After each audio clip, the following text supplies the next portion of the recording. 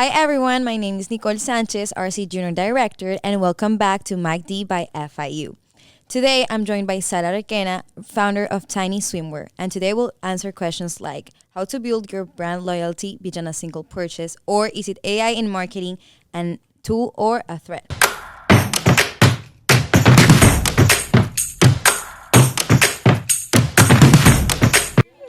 We're so happy you're here. Thank you so much. I'm so happy to be back. I am an FIU alum myself, so this is my second time speaking at AMA, so I'm so happy to see you all here as well. Thank you for showing up. All right, so to start off, what does a normal day look like for you right now? A normal day at work, it usually starts out, I wake up pretty early. I do love to get, my 8 to 9 hours of sleep. I think sleep is so important for my brain to function properly and to show up as the best version of myself for both my business and my team. First thing I do is have breakfast. Essential part of my day. I cannot function without food. So first thing I'll do is make breakfast, and then usually I'll step into my office.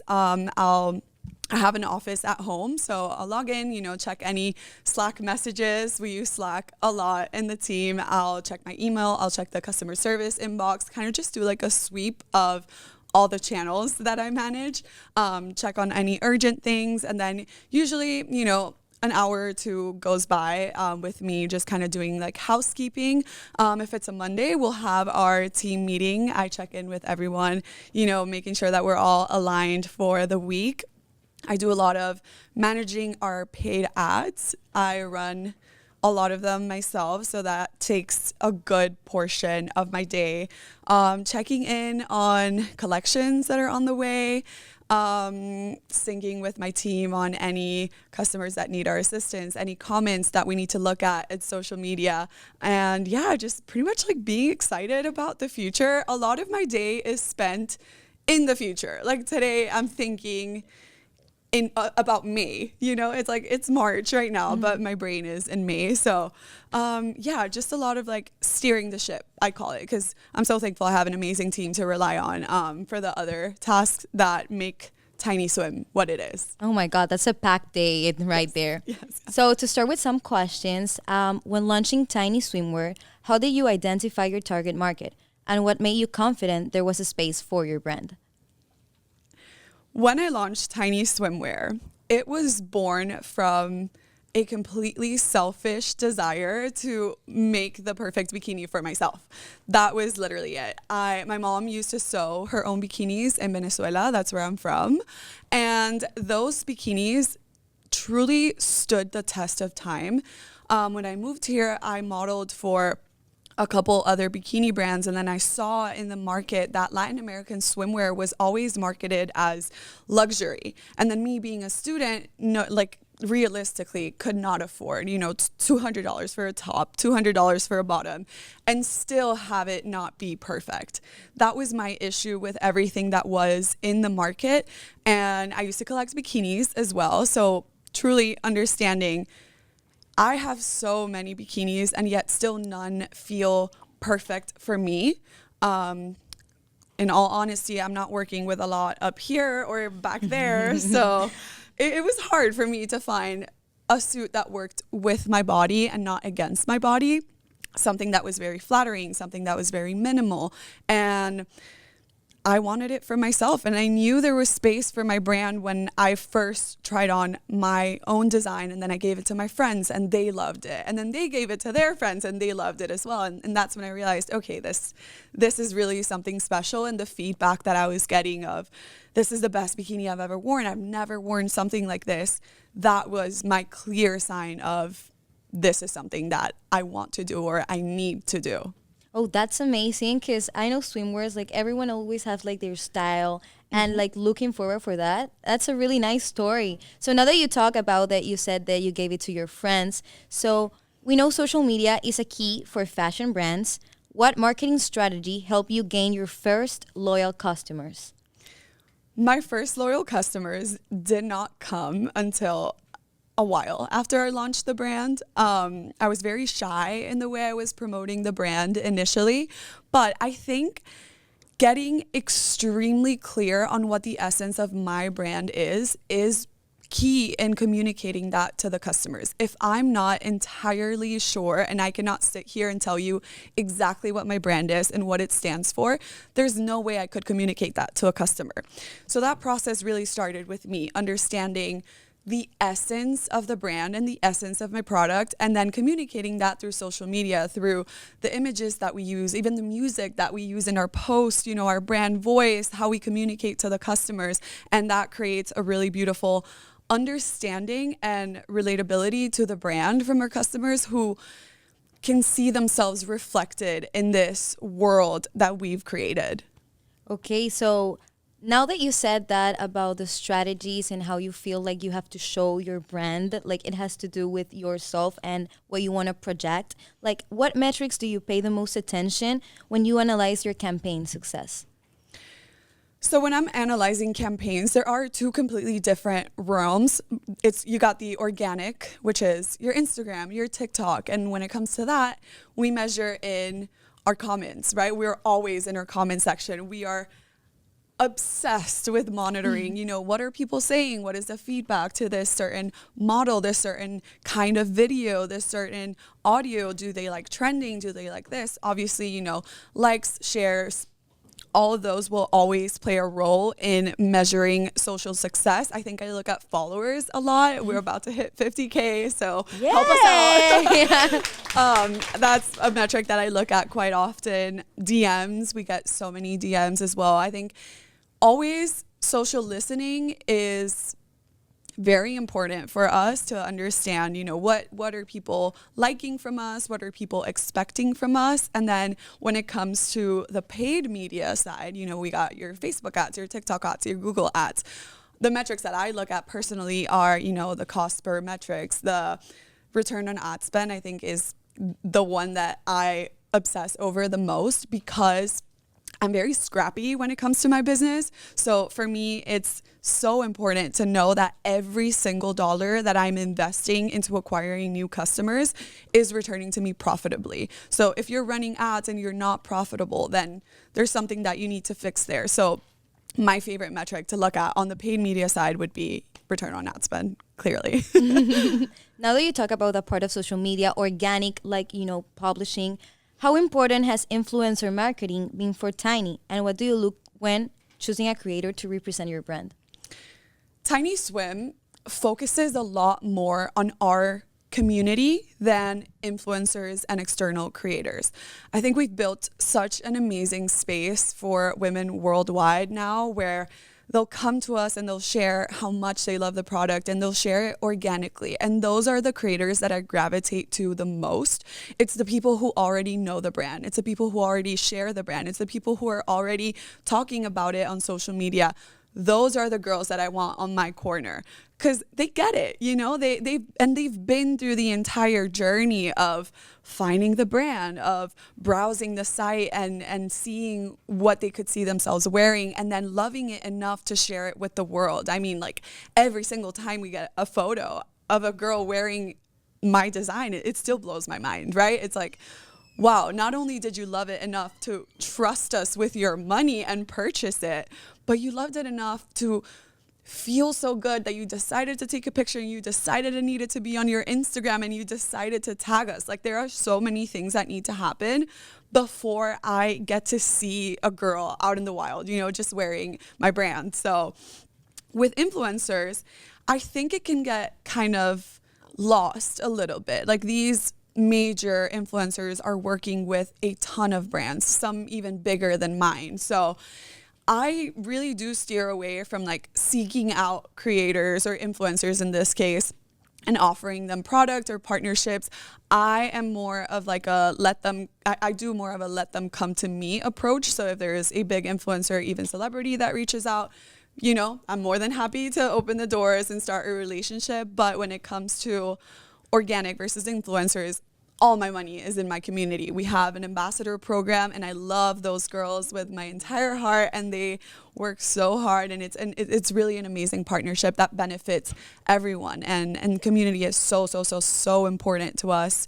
Not so much influencer marketing. That's perfect. Like people who loves your brand and loves to wear it, Right. show it. They're your biggest fans. Like those are loyal customers that turn into raving fans. Like there is a huge difference there, and it's so, so valuable.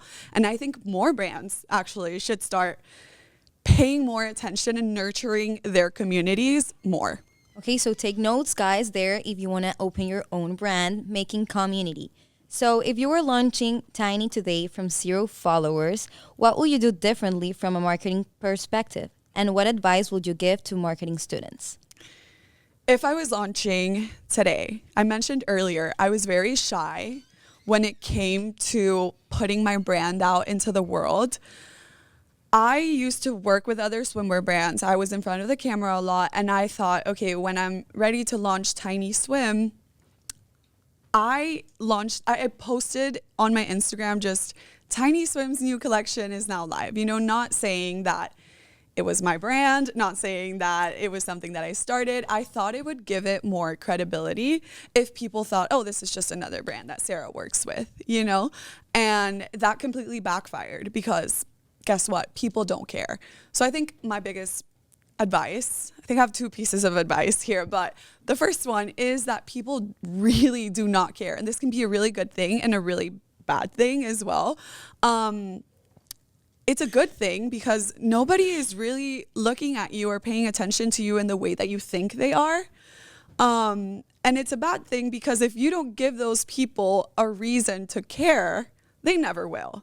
You know, if I had just come out and said, hey, this is something I'm trying out, this is a brand that I'm launching, that might have been enough for even a few people to click onto the website and possibly purchase. But, you know, people don't care.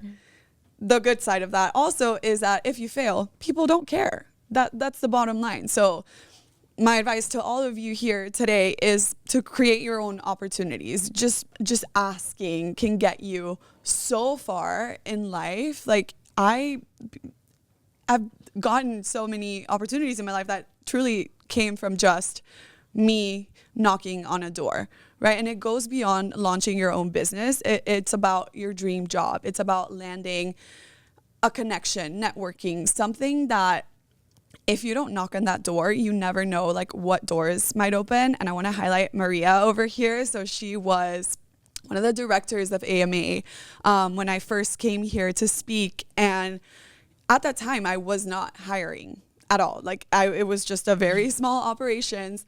But she reached out to me and she said, I want to work with you. And I said, I'm not hiring. She said, I don't care. We'll make it work. And, you know, 3 years later, she's still like, she's my right hand. She is such an integral part of the business. And that opportunity might have never come if she hadn't dared to ask. So if there's a job, an opportunity that you guys have seen, or maybe it's not even there, maybe the opportunity does not exist yet, you can make it exist. The same way you can make an idea into a business, or it can all be brought from nothing, essentially. Like there's beauty in that as well. So don't be afraid to go for it or ask. Like there's really nothing to lose. So it's knocking doors and not being shy to show up. Absolutely. Show up and be proud of whatever you're doing. I wish I had been more proud of saying, hey, I'm starting a business now. You know, hindsight's 2020. Like now, of course, I'm proud. You know, yeah, I'll scream it from the rooftops. But I wish I had a little bit more of that confidence in me if I was launching Tinye from zero again. All right. Thank you so much for that answer. So we know you're part of FIU alumni. So what you think students should start doing now to prepare for the marketing world currently? Honestly, every single one of you sitting in this room now is doing more than I ever did when I was in FIU. And that is me being extremely honest and putting yourself in rooms where you're going to be exposed to this kind of opportunity. You're already ahead of so many of your peers. And I don't know if you guys realize this, but definitely like send an email, do a follow-up, connect on LinkedIn. All of these things are very real skills that you will use when you go out seeking a job. If you have an interview, reach out to the hiring manager. If you get the interview, after the interview, follow up. Like those things make a world of a difference in an industry that is extremely saturated and one candidate is going to be as good as the next. So you have to make yourself stand out. If it's a creative role, maybe do a mock portfolio or do something, show them, oh, this is an idea that I want to share with you that inspired me to apply to this job. There's so many things you can do, but I think setting yourself apart from other candidates one way or another can really open doors for you that, again, you're planting the seeds now today, being here, you're already like very, very much ahead is what I would say. All right, thank you for that answer. So now we're going to move on to our rapid fire questions. So the idea is you try to answer in just one sentence. Like, think fast, just let it flow. Yes. So the first one is AI in marketing, a tool or a threat? Absolute tool. Everybody should be using AI. I know you make events with your brand, like with Tinye Swim now in summer. So what is coming up? We have a pop-up store coming for Miami Swim Week. We usually do runway shows. This year we're trying something very different. It's very ambitious. It's the biggest project the brand has ever taken on. So be on the lookout. End of May for Miami Swim Week. Something big is coming. And where is it going to be, like the place for us to go? It's going to be in Wynwood. Ooh, all right. So what is one influencer trend that you like and one you're glad is over? I love vlogging. If you make a vlog, I don't care how boring your day is, I will watch your vlog. If you're vlogging in your car, if you're vlogging your nail appointment, I'm watching it. One trend that I don't like is making fun of other people for anything. Anything. Let's not make fun of anyone for liking or not liking anything. Everyone just mind your own business and forget about what other people are doing. But vlogging, I love. I love vlogging. Aesthetic feed or high converting messy content? I'm a sucker for an aesthetic feed. I have to say, I do. Yeah. Paid ads using creator content, yes or no? I'm going to go no on that one. I feel like our in-house content, we've cracked the code really, and creator ads just haven't worked as well for us, but that might change. All right. So the last one is TikTok or Instagram for content? I'll say Instagram. I've been on an Instagram kick lately. Yeah. I love TikTok too, but Instagram. So we're going to have some questions right now through Instagram. So you guys can go to stories and put your questions. So we're going to make it for Sara. Oh, we have them here. No, my bad. You guys are fast. So is there any internships coming up? We are looking for volunteers for our Miami Swim Week pop-up. And we might open a few operation roles in the near future. So stay tuned. All right. The next question is, if you had to work with an influencer, who could it be? Manana Marie. I'm obsessed with her. Also, Styled Sara. Her outfits are insane. She's not really into like the swimwear content, but Manana and Styled Sara, if you're watching this, hit me up. So if you weren't a business owner, what would you be?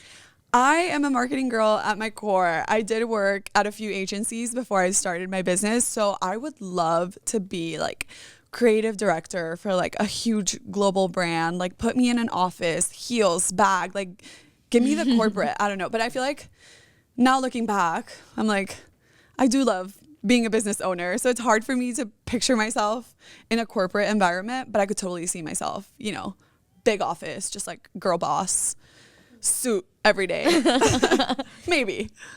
So you love working. So I do love working. But if I could have a job that would allow me to be at the beach all day, I could not resist either. Totally. So what is your favorite part of your job? Seeing girls wearing my design, it never gets old. And it truly never gets old. Like I will stalk every single person that posts with Tinye, and I'm just like, wow. Because like I said earlier, like so many things have to happen for me to even like perceive you wearing my brand. So the fact that it happens so often, I'm just like, wow, like really, like it doesn't get old. And my team also, like I can't believe I have like a team now, and just like getting to know them and hang out with them. Like we're all friends, you know? So it's really fun. It's very girly, and I'm a very girly girl as well. So anything like girly and like fun, I love. I can't choose. It's like asking a mother like who her favorite child is. I love everything about my job. Let's just say that. It's fulfilling job. Like Yes, that's a dream. Yes, yes. So what's been your biggest setback? My biggest setback before, it used to be not paying attention to the financial side of the business. Like I said, I'm a very creative person. I love the fun, glamorous parts of the business. And for a while, I neglected the business side of things on paper, I'd say. Like I wasn't really looking at, am I profitable? Is this like a sustainable business? Like, what am I doing here? I was just purely going off vibes for the longest time and just like, oh, this is fun, you know, like, and then it came to a point where I was like, okay, if I don't do something now, my business is done. So that was my biggest setback a couple years ago. And our biggest setback currently is inventory. We are selling out way too fast every collection, which is, people would say every business owner's dream, but if you speak to a business owner, they'll say running out of inventory is possibly one of the most stressful situations that you will encounter. So that is a challenge I'm facing currently, is figuring out inventory and supply and demand, forecasting. It's a whole animal in and of itself.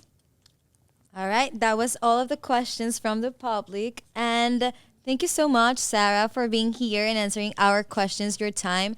And yeah, I'm just going to go check Tinye Swimwear and the webpage because I'm so excited about it. Love it. That's a wrap up for today's episode of Mike D by FIU. Thank you for listening and for spending your time with us. New episodes drop every Tuesday on Spotify and YouTube, so make sure you subscribe wherever you listen or watch. And to stay up to the date on future episodes, behind the scenes moments, and everything Mike D, follow us on Instagram at AMAFIU. If you enjoyed this conversation, don't forget to share it with a friend who might find it helpful. It was your host today, Nicole Sanchez, and we'll see you next time on Mike D by FIU.